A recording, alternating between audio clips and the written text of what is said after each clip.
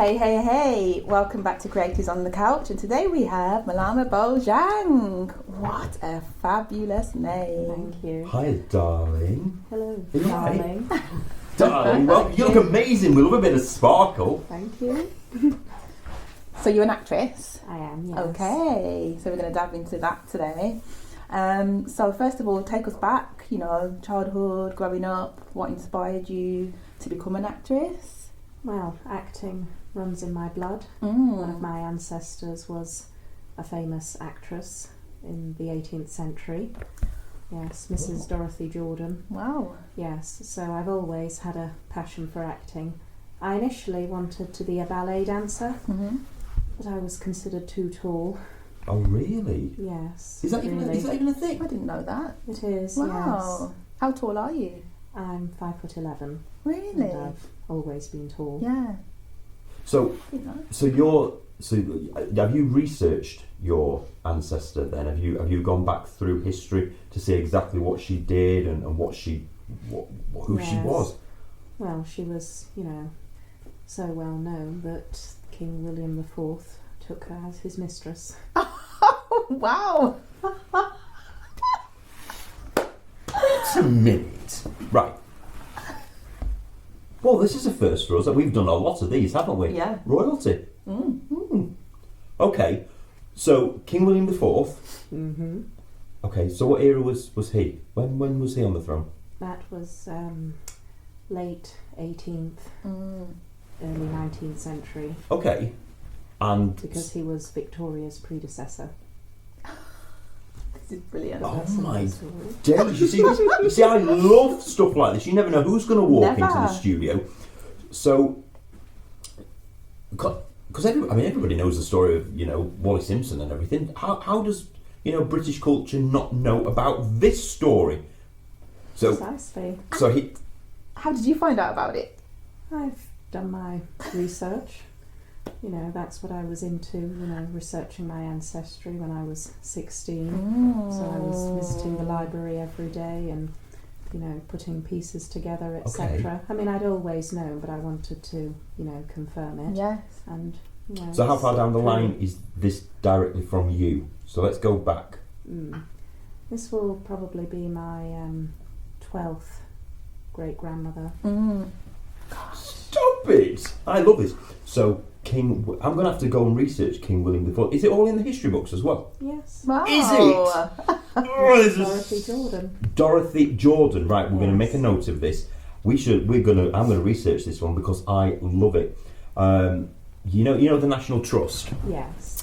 They were having a clear out and like an auction really. So I went to this big house, this National Trust house, and there was this massive painting of King Charles I, original painting of King Charles I, Really? and I bought it. Wow. So it's part of my collection now. So I'm fascinated with stuff like this, and I've got quite a few artifacts relating to Queen Victoria. So, but nothing to do with William. But that's quite bizarre. This is your family history. It is, yeah. So what was she? What sort of acting did she do? What? Theatre, stage. So it'd have been gaslights, wouldn't it? And Yes, it would. Sawdust. There was no seats. Yes, it was all literally sawdust. Yeah. Wow. Sawdust. Gosh, yes. have you been able to find any photographs? I've Any? Have you got photos of her? Not on you, but have you me, managed to but find some? Wow. Yes. You have to share In that fact, with them. I'm she's interested in she's this. Googleable. Is she? Yes. I have to do some research later. And now it's running. So was anybody else other than in your family history who have gone into the arts and things like this? No. No, so it's jumped straight to you. It has. Oh, that's so exciting. Yeah. So you call yourself and you put it on everything. We've spoken a lot on Messenger, about you coming on this, and you always close with the autistic actor. The articulate autistic actor. The articulate autistic actor. Yes. You see, and I love that. So, going back, did obviously being autistic, did it hamper anything as a child?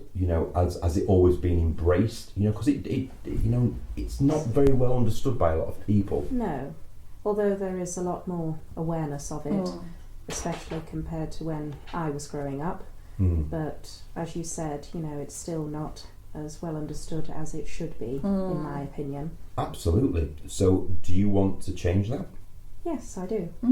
Myself and others. Can't do it by myself, but yes, I want to do so. Okay, so how would you realistically go about that? What is your plan? You know, you've got a lot of people watching.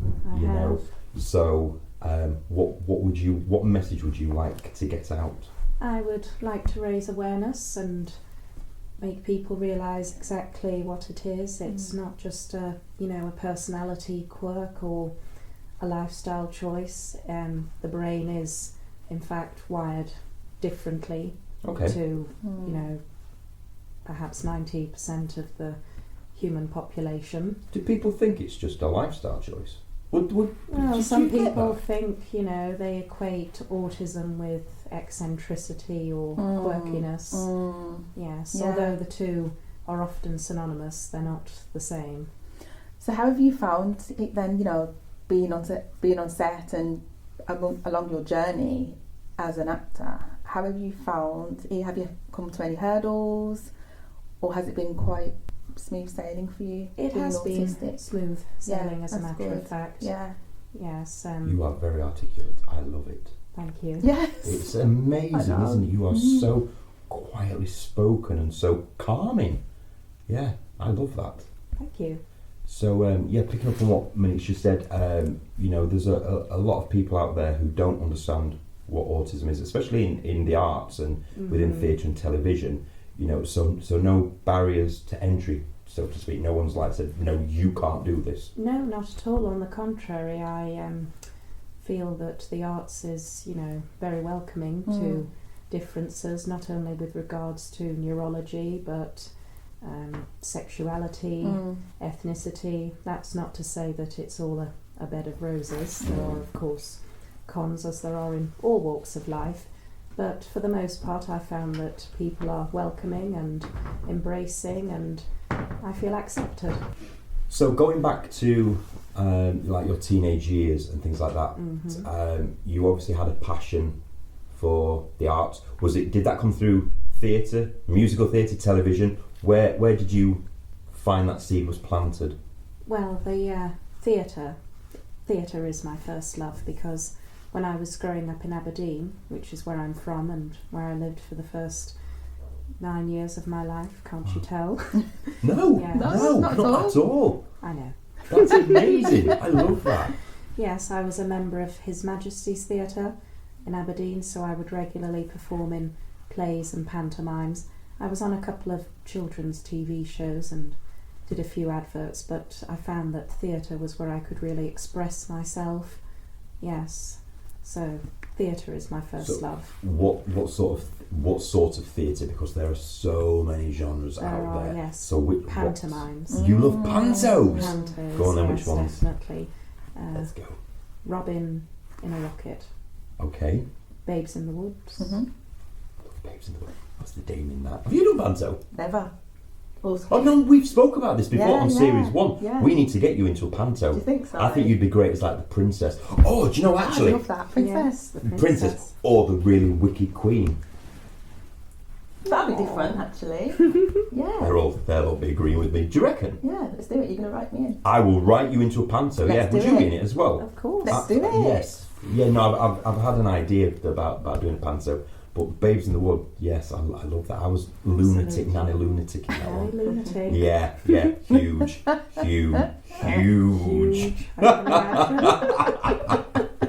So what roles have you done in the pantos then? Who have you played over time? I played the one of the girl, in Babes in the Woods. Okay. Yes. I was also in a theatre show called The Singing Kettle. Yes, which was... Is that about a singing kettle? Not exactly. Oh, right, okay. Yes. They were a tour company who would tour around Scotland and, they would do theatre through song, and I was in the ensemble. Love that. Yes. What a way to start. Brilliant. Exactly. So you got a real thing. Have you got panto this year? No. Not yet. That could change. It can, that can change. Never knows. Seriously, when this goes out, Exactly. Dream part. What would be a dream part in panto? Who would be the ultimate? I would be principal boy or girl. Right. Okay. Nice. Yeah. I could see you in something like Aladdin. Aladdin or Jack and the Beanstalk. Oh wow, that would be great. It would. Yeah. You could be a giant in Jack and the Beanstalk. I On definitely roller would boots. I'd break my ankle again. She was on roller boots a few weeks ago. We talked about this in another episode. Yeah, she went crashing to the floor. Yeah. Oh dear. Definitely do that. So you brought something in for us as well. Yes, So- I have. This is from the Huddersfield Examiner. Huddersfield's where I live. So is that where you are now? Yes, Oh, wow. that's where I'm based. This is October 21, when I advertised myself on a billboard outside ITV Studios in Leeds, where love Emma that. Can we Dale is have a filmed. look? of You did course. what? You did this yourself? Yes. Just turn it to the camera so you can see. We'll get a close up of that one as well. So you'd like to go into the soaps? Yes, as well.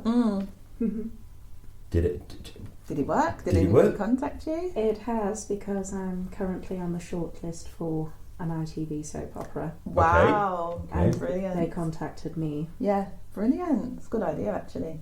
Thinking outside the box. Absolutely. Brilliant. Now that is absolutely sensational.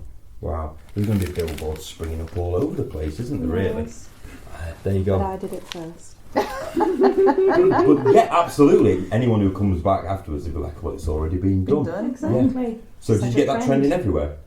Yes, Like, I did. I was TikToks and things like that. I was interviewed by BBC Radio 4. It was featured on this morning, and it was also published in the Daily Mirror. I was speaking to the journalist from the Daily Mirror and the Sun. Wow, amazing. Oh my days, that is absolutely brilliant. Right, what we're going to do is we're going to go to a quick commercial break now. So put the kettle on. We'll be back with you in 2 minutes. See you shortly. Welcome back to Creatives on the Couch. We're still here with Mariama Bojang. So obviously we were talking about you being very creative and thinking outside the box. Yes. And putting this post up on the billboard. Where did you get that idea from? Because I think it's amazing. What sparked that idea? And it's very brave to do. And it's not free. It's not cheap. So It's not.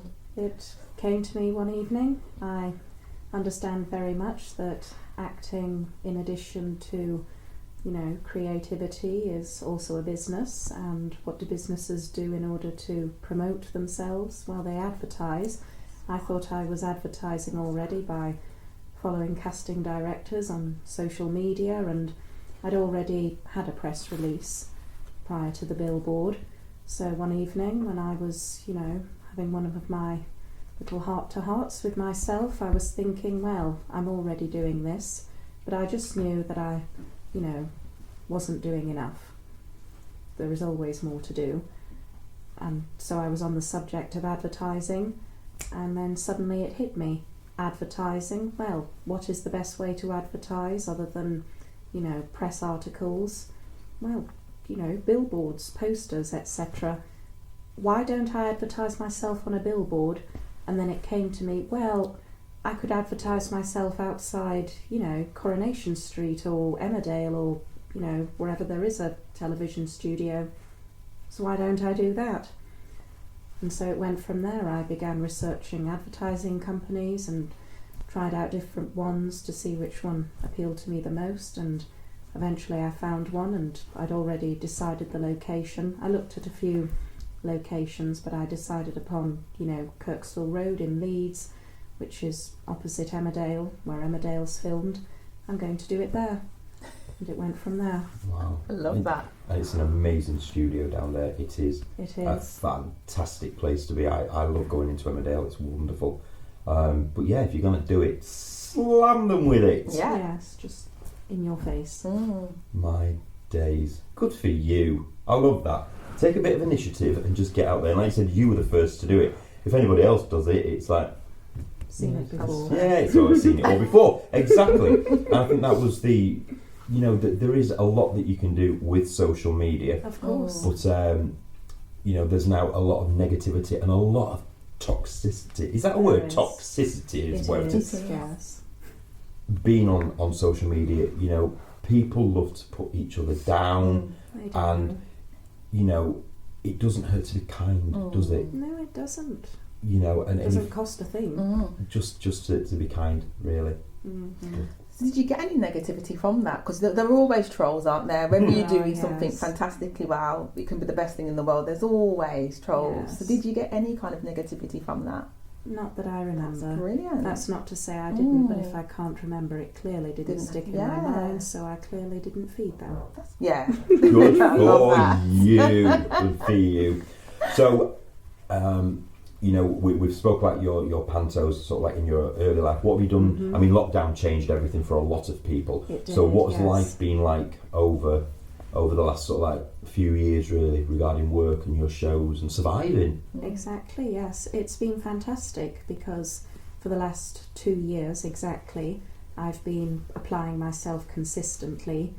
You know, I can look back and say now objectively, well, you know, I was acting and maybe I did apply for jobs once every few months or so, but it's only in the last 2 years I've been consistent, so I've been joining Mandy and Backstage, and I'm now on Spotlight, but I've been applying for jobs every day.